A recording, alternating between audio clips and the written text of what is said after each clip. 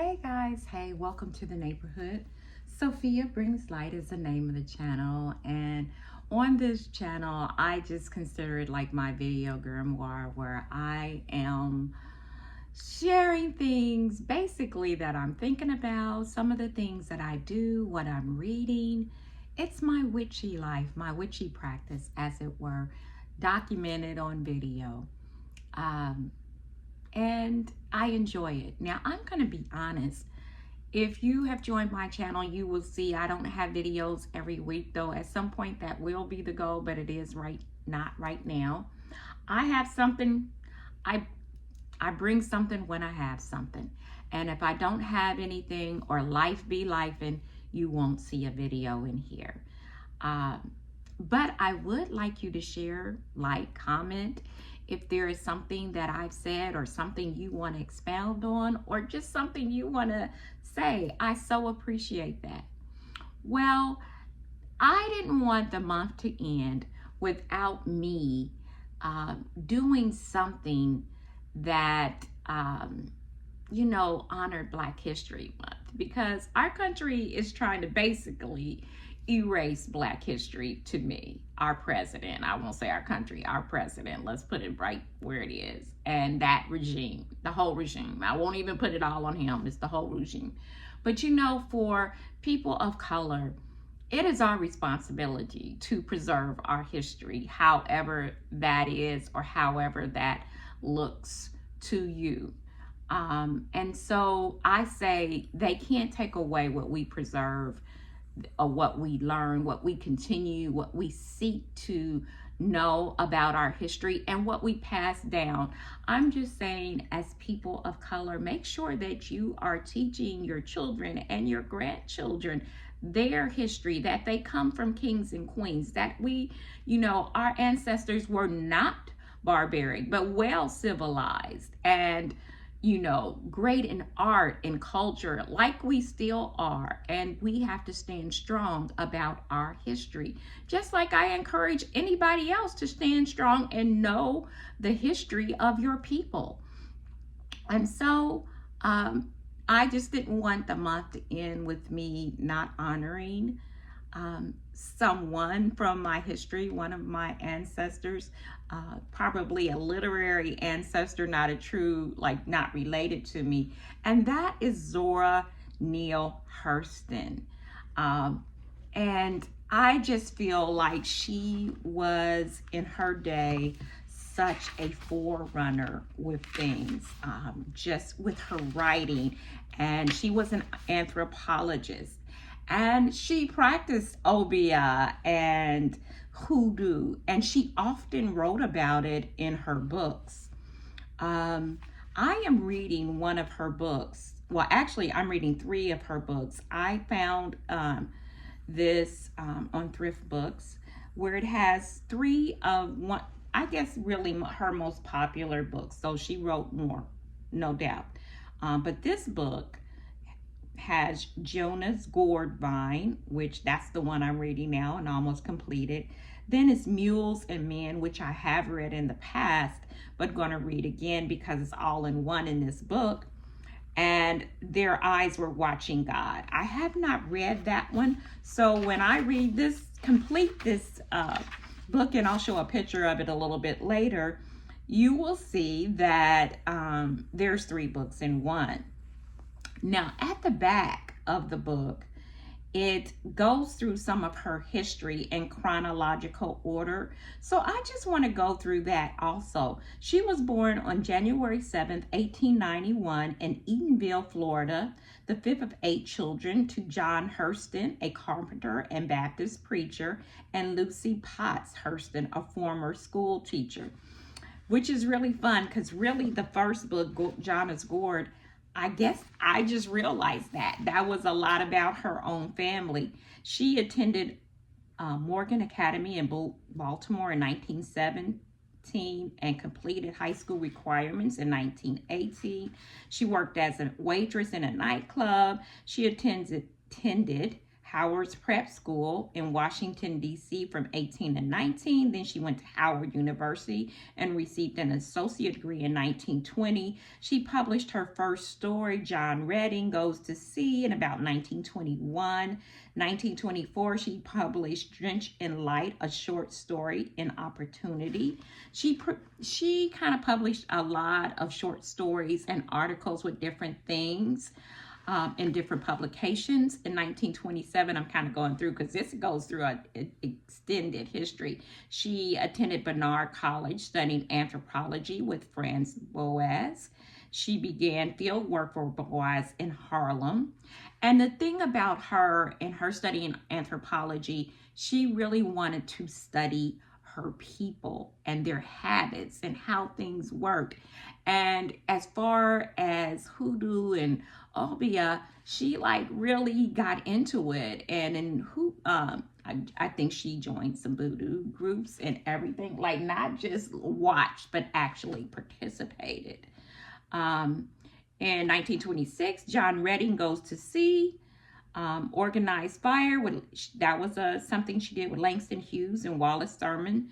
They published one issue. It was with a publication, Musty and Opportunity. I'm going to skip down to Sun. In 1927, she published an account of Black settlement at St. Augustine, Florida, the Journal of Negro History. Also in this issue, Cujo's own story of last African slaver. She signed a contract with Mason, enabling her to return to the South to collect folklore in 1927.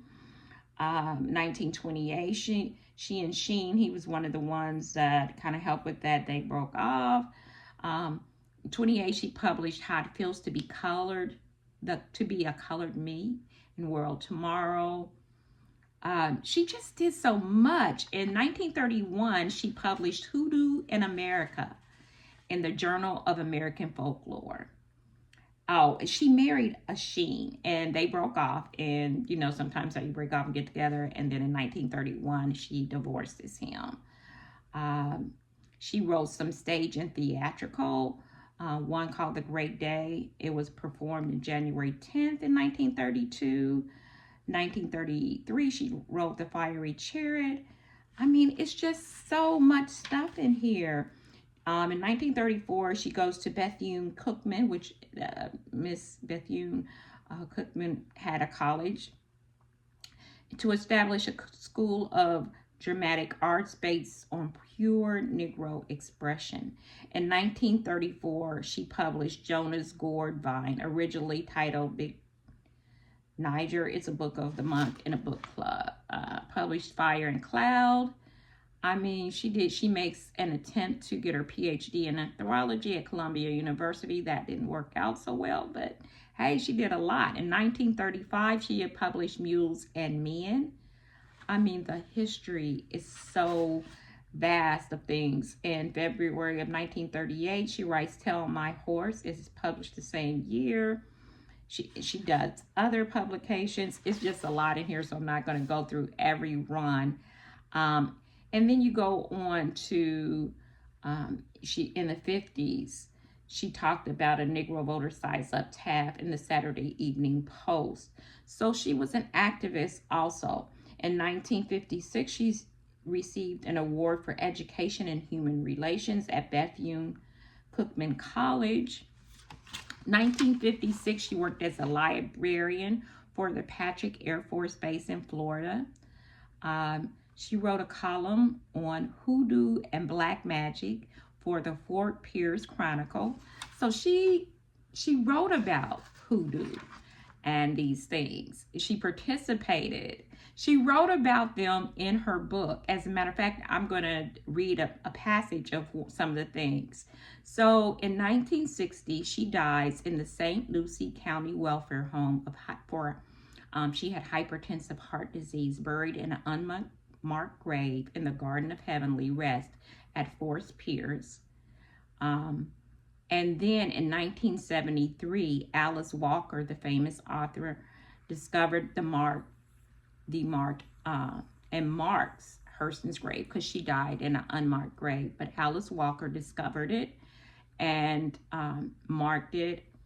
and paid for it. And then in 1975, Alice Walker publishes In Search of Zora Neale Hurston. She basically launched a Hurston revival. Now I'm going to go to my book to kind of talk about, to read you a passage to show how Zora Neale Hurston, she kind of wrote about hoodoo and stuff in her things. I'm sorry, I'm trying to find the page, so if I'm scrambling, that's what's happening. Okay, here we go. And I'm going to read a little bit of this. So this is in chapter 15 of Jonah's Gourd Vine. And, you know, it's a little background story. The heroine or the hero or whatever, the main character, he kind of, you know, was a preacher, but had numerous affairs on his wife and all of that. So this is one of the ladies that he had an affair with. Her name was Hattie. She going to see a woman to do some work for her. And the woman's name was Danji DeWoe. So I'll start the chapter. And Danji DeWoe's hut squatted low and peered at the road from behind a mass of Palma, Christie, and elderberry. The little rag-stuffed windows hindered the light, and the walls were blackened with ancient smoke.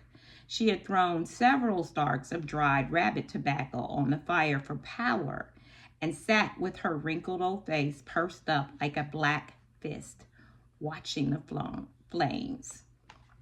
There were quick, sharp raps on the door. "Who come?" "One." "Come on in, Hattie." As the woman entered, and Danji threw some salt into the flame with so much as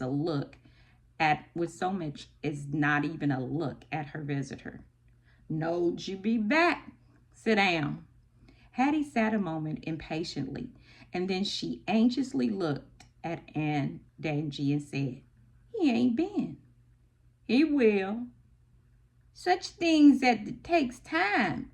Did you feed him like I told you?" "Ain't laid eyes on him in 7 weeks. How am I gonna do it?" Street struggled her fatness up from the chair and limped over to an old tin safe in the corner. She fumbled with the screw of a fruit jar and returned with a light handful of wish beans. "Stand over the gate when he sleeps and eat these beans and drop the holes round your feet. I do the rest." "Lord, ain't Danji, there you yard full of hound dogs and chillin'. Even if none of them chillin' see me, them dogs gonna bark. And I was past there one day without stopping. Gwon do like I tell you. I gwon hold the bitter bone in my mouth so you can walk out the sight of men. You bound to come up more and conquering. Just you pay you what I wants to nothing build up that can't be teared down." Sorry, it's in that dialect, and sometimes it's a little hard. "I know you got the power." "I reckon I is." "You ever about been boiling up washpot or sail needle?" "Yes, ma'am, and more besides." "Well, don't come here doubting like you done just now. All right, pay me and gwon do like I tell you." Hattie took the knotted handkerchief out of her stocking and paid. As she reached the door, the old woman called after her, "'Member now, you done started this, and it's going to be kept up. Do hit until you turn back on you." "Yes'm." The door slammed, and Aunt Danji crept to her altar in the back room and began to dress candles with war water. When the altar had been set up, she dressed the coffin in red, lit the inverted candles on the altar, saying as she did so, "Now fight, fight, and fuss till you part."